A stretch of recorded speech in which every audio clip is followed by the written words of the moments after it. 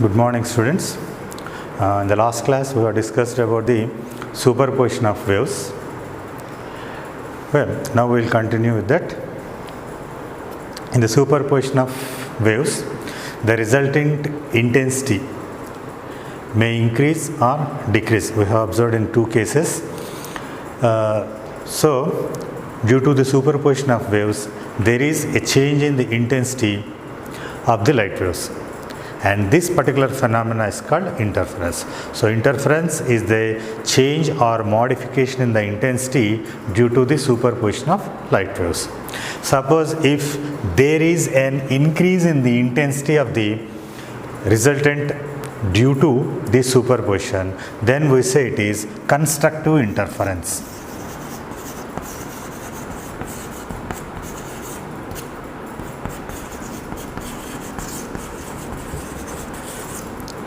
And similarly, if there is a decrease in the resultant intensity due to the superposition of waves, then we say it is destructive interference.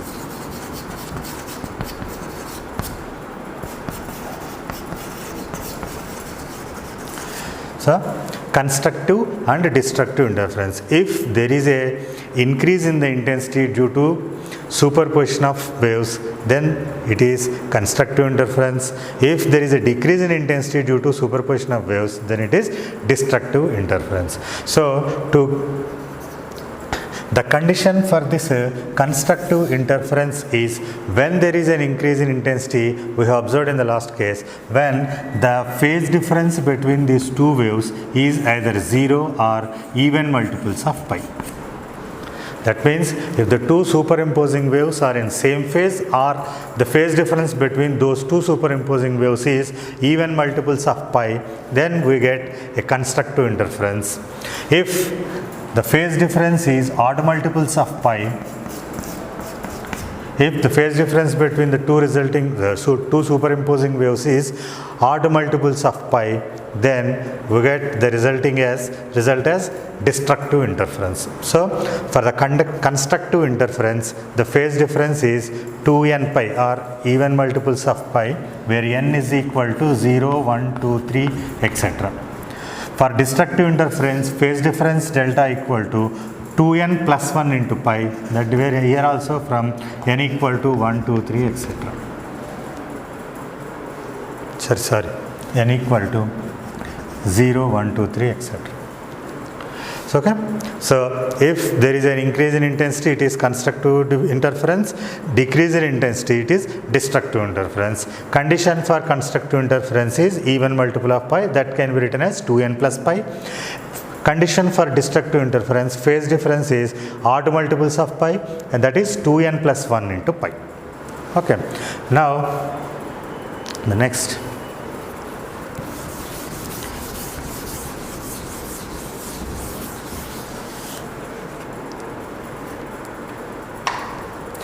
Now, Young double slit experiment.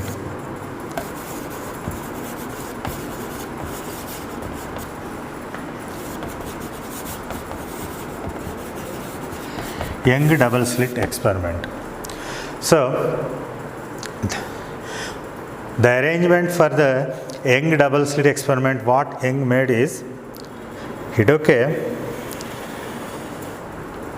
opaque sheet, and for which he made a small hole with a pin.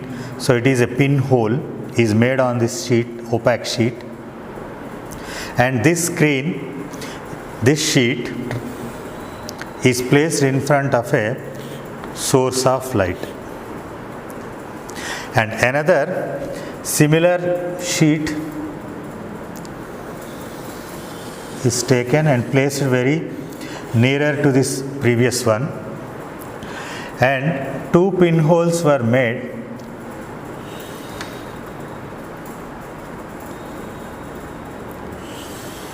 on this second sheet, which are equidistant from this pinhole S.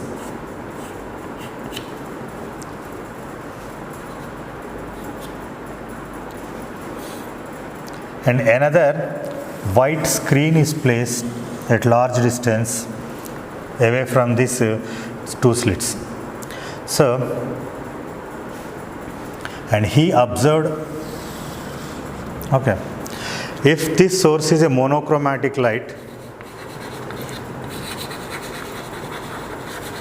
so monochromatic light source, and he placed a pinhole on a screen at close to this source of light, and another sheet placed having two pinholes which are equidistant from this pinhole, and a large white screen is placed away from these two, and here this order of these two, that means the separation between the two slits is in the millimeter order, and this distance is in about 80 to 100 centimeter order. Okay. When this source of monochromatic light is switched on, this take it as S1 and S2, two pinholes, and this is S. He observed the alternative bright and dark bands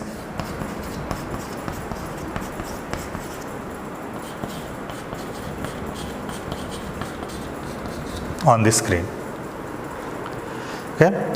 The experimental arrangement is first a pinhole is kept near to a monochromatic source, and another sheet having two pinholes and which are equidistant from this pinhole are placed close to this first one, and a white screen is placed away from these two slits, and when the monochromatic source of light is switched on, he observed the pattern as alternative bright and dark bands on the screen and a white screen.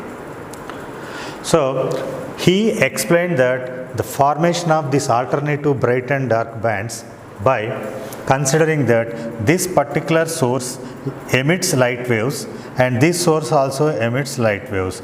If the light waves from this source and light wave from this source reach at this point, at a particular point on the screen, they superimpose such that if crest from first source reaches this point P and crest from second source also reaches the point P, that means at a particular point P, the two crests from the two sources reach this point P and superimpose. As a result, here we get a bright band. Because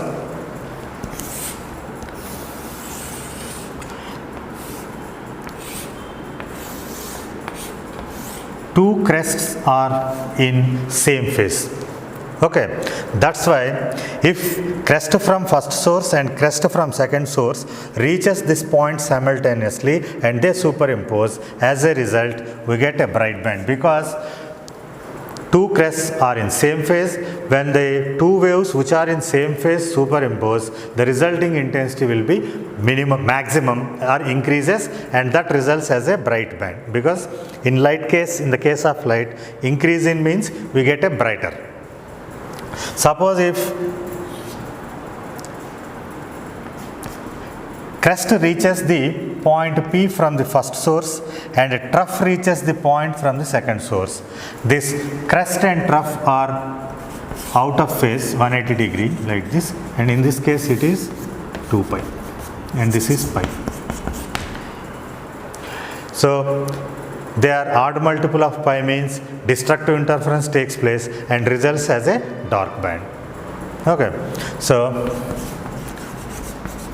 the bright band is due to the superposition of two crests from the two sources of light or two troughs from the two sources of light. That means whether two crests reach this point or two troughs reaches this point simultaneously, due to the superposition of those two, we get the result as bright band. Because these two crests or two troughs are always be in same phase, or their phase difference is even multiple of pi, 2 pi. So, but when source from crest from one source, trough from other source reaches this point P, because crest and trough are out of phase, so as a result we get a dark band. So in this way, Young explained the formation of these alternative bright and dark bands. Okay, this supports, that means this particular formation of bright and dark bands is due to interference. Interference is the phenomena of waves, or interference is the property of the waves. So this particular experiment supports the wave theory of light, because due to interference only these alternative bright and dark bands are formed on the screen. So interference is the property of waves.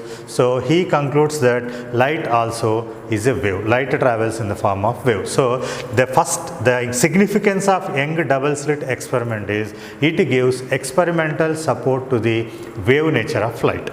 Okay, now we can explain this mathematically. Now we can take the mathematical analysis of double slit experiment, why it is bright and dark, we can see.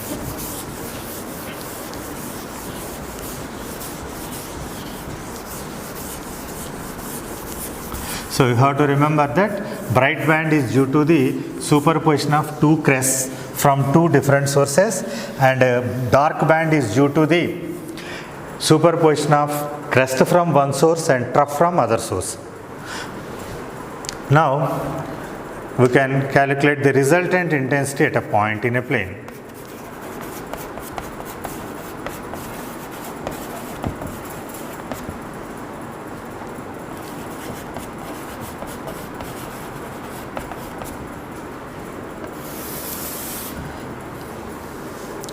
Now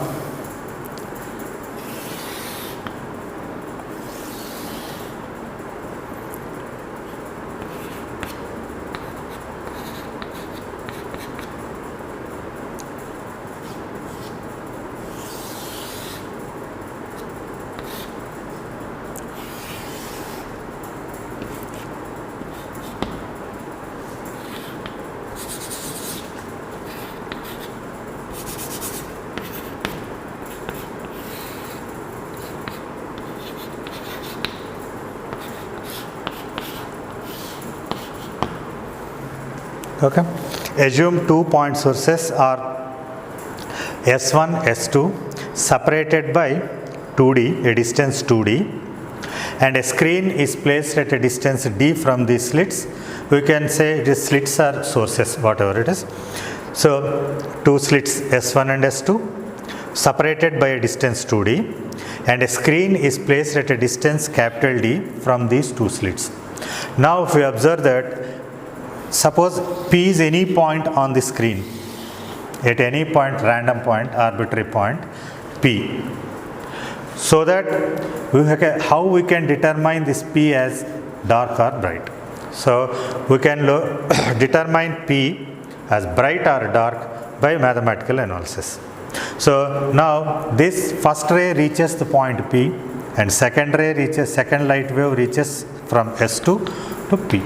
Now if you observe these two, on reaching P, S2 has to travel more than compared to the first source. So the light wave from the second source travels more in reaching P compared to the light wave from the first source. That means if you take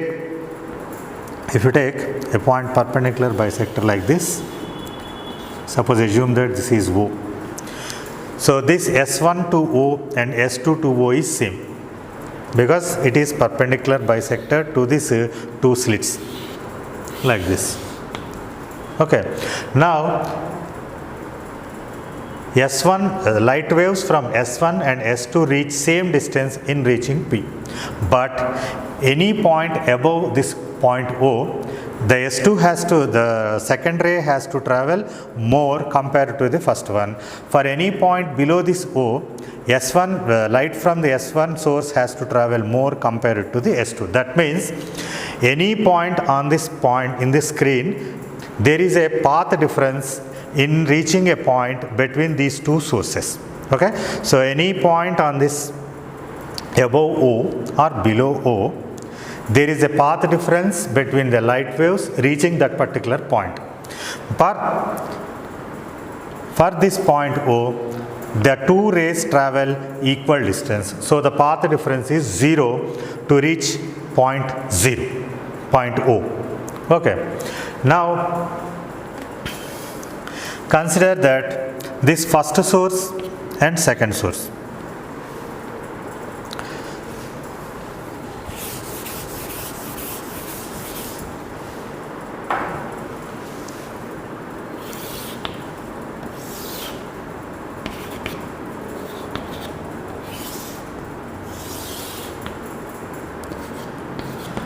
So assume that the light ray from this is represented as, light wave from first source is represented as A sin omega t, A1 sin omega t, and second source as Y2 is equal to A2 sin omega t plus phi, where phi is the phase difference between these two waves. That means here we are considering the superposition of these two light waves from two different sources at this point P, having different amplitudes, having a phase difference of phi. Now, by superposition principle, the resultant displacement at this point P is y is equal to y1 plus y2, as by the principle of superposition of waves. So, y is equal to A1 sin omega t plus A2 sin omega t plus phi. Assume that this phase difference phi is constant. Constant means it does not change with respect to time. Now, this can be written as A1 sin omega t plus A2 sin omega t cos phi plus A2 cos omega t sin phi. And this can be written as, now writing the sin omega t coefficients, that is A1 plus here A2 cos phi into sin omega t plus A2 sin phi into cos omega t. Now we consider, substitute r cos theta is equal to A1 plus A2 cos phi and r sin phi theta is equal to A2 sin phi. Put, that means this term is substituted as r cos theta and this term is taken as r sin theta. Now substituting in this, y is equal to r cos theta sin omega t plus r sin theta cos omega t. And this is because this is r, so r is common term in both these terms are common. So here it is sin omega t cos theta, here cos omega t sin theta. That means this can be written as r sin omega t plus theta. So the resultant displacement due to superposition is again simple harmonic and its amplitude is r and phase is theta. Okay. What we have considered is the light ray from the first source is taken as A1 sin omega t, second one displacement from the second source is taken as A2 sin omega t plus phi, where phi is the phase difference between these two light waves. So by the principle of superposition, the resultant displacement at P is given by y is equal to y1 plus y2. So we have written as in this form. So the resultant is y is equal to r sin omega t plus phi. Now from this equation, the amplitude of this resultant is r. Okay, the resultant is r. R is the resultant amplitude of the resultant.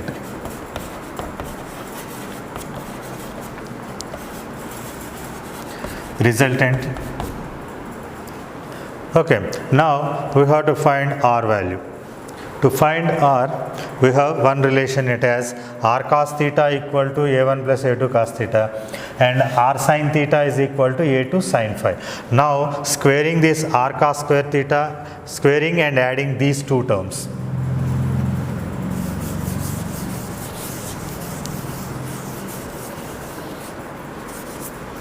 So we have r cos theta is equal to a1 plus a2 cos phi, r sin theta is equal to, here it is a2 sin phi.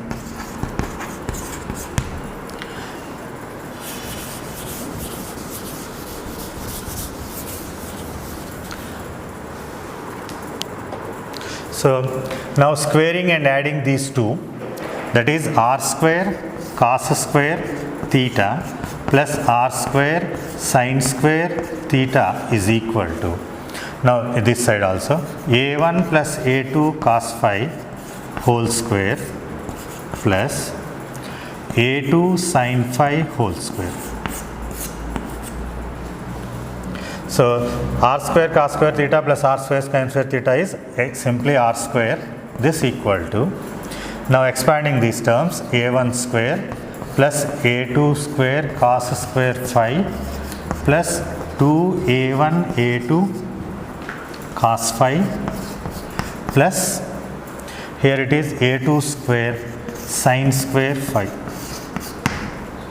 and this can be written as, here it is a2 cos square phi, here it is a2 sin square phi, this again a1 square plus a2 square plus 2a1 a2 cos phi.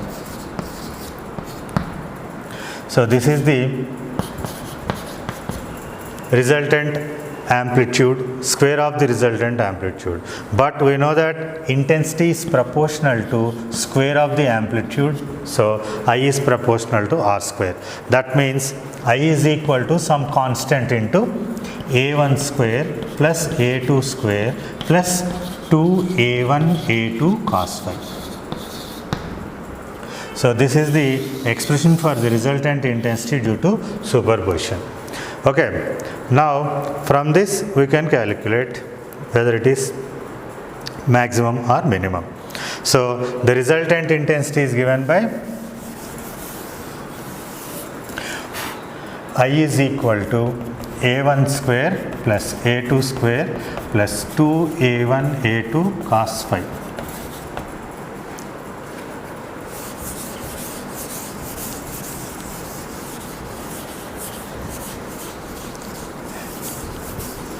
Now the resultant intensity at a particular point P is a1 square plus a2 square plus 2a1 a2 cos phi. In this case a1 and a2 are constants because the amplitudes does not change.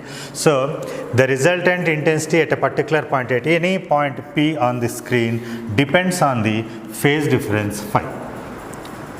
Phase difference phi.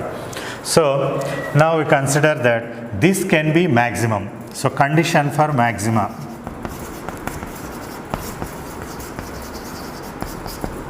First one, condition for maxima. So this particular point will be a constructive interference when, now this I value depends only on this phi value. So this intensity value depends only on phi value because the a1 and a2 are constants. So this one only. So this is maximum. That means this cos phi value depends on, the intensity depends on cos phi value. So for cos phi we have maximum minimum values are +1 to -1. So cos phi changes from +1 to -1 or -1 to +1. So the maximum value of cos function is +1.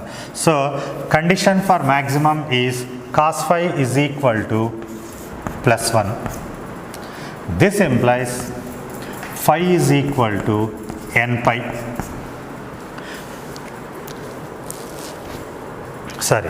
Phi is equal to 2n pi because cos 0 is 1 plus 1, cos 2 pi is plus 1, okay, and again cos 4 pi is plus 1. That means even multiples of pi are cos phi, even multiples of pi, cos value is plus 1. That means phi is equal to 2n plus 1 into phi. So if phase difference phi is equal to 2n pi, this is the condition that the point P will be a maximum point. Now depending on path difference, we have the relation that phase difference equal to 2 pi by lambda into path difference. Okay, so by this way we substitute 2n pi here, phase difference is 2n pi, that is 2 pi by lambda into path difference delta x. So you can cancel out this 2 pi, implies delta x equal to n lambda. So this is the condition for constructive interference or condition for maximum. Okay, so cos function is maximum value is plus 1, and that for plus 1 phi is 2n pi. So if phase difference is even multiple of pi, path difference is delta x equal to n lambda. Okay, now condition for minimum.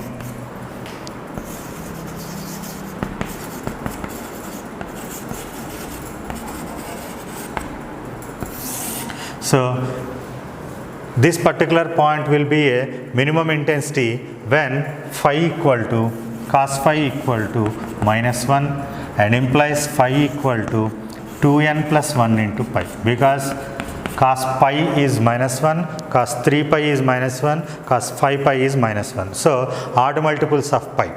So phi equal to 2n plus 1 into pi. In that case, phase difference we can write as 2 pi by lambda into path difference.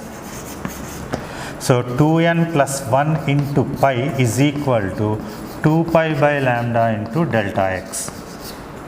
So we can cancel out this pi. So this is 2n plus 1 into lambda by 2 is equal to delta x. This is the condition for minimum. Okay, that means when the path difference between these two light rays in traveling p is equal to even integral multiple of lambda, this particular point p will be a bright. If it is odd multiples of lambda by 2, then this particular point will be dark. Okay, now from this condition, if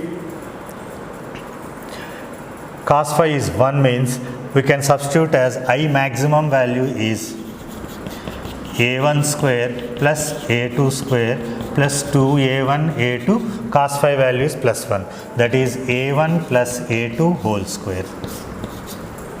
Now in the case of minima, I minimum value is a1 square plus a2 square minus 2a1 a2, because cos phi value is minus 1.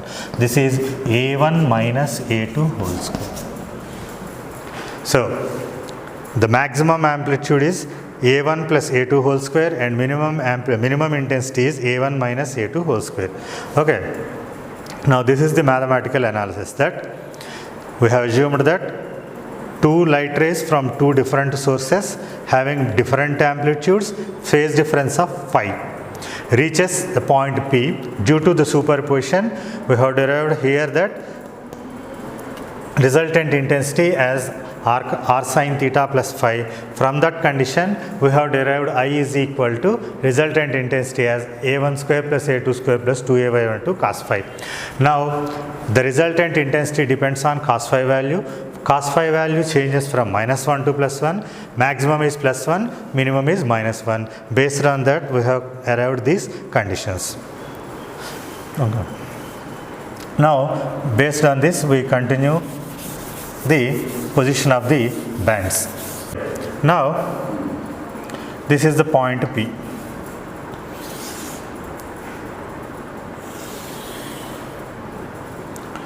Now we have derived the condition that the path difference between them is equal to n lambda. This particular point becomes a bright point. If the path difference between them is satisfies this condition, this particular point will be a dark bright. Okay. Now from this condition, we can say S1P, S2P. So path difference in this condition is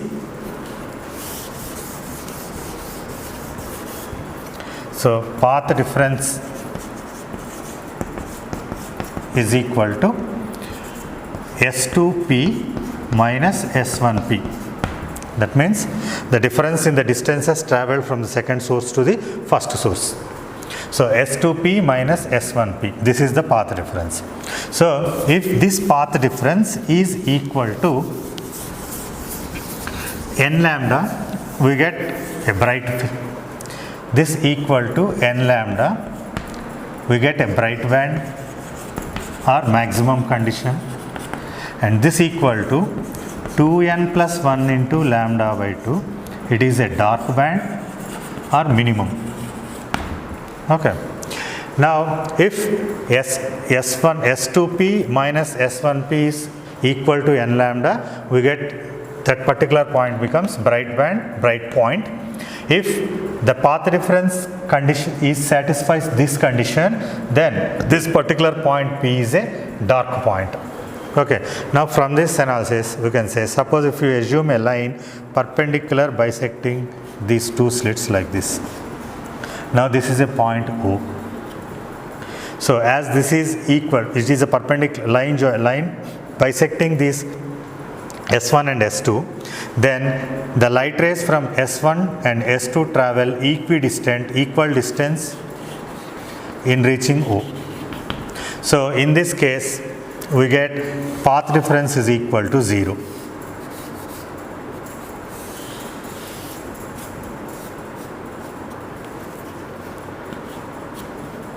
Okay, first case here the point O, this S2P and S1P is equal to 0. If path difference delta x equal to 0 means phase difference is equal to 0, because 2 pi by lambda into 0, that is 0.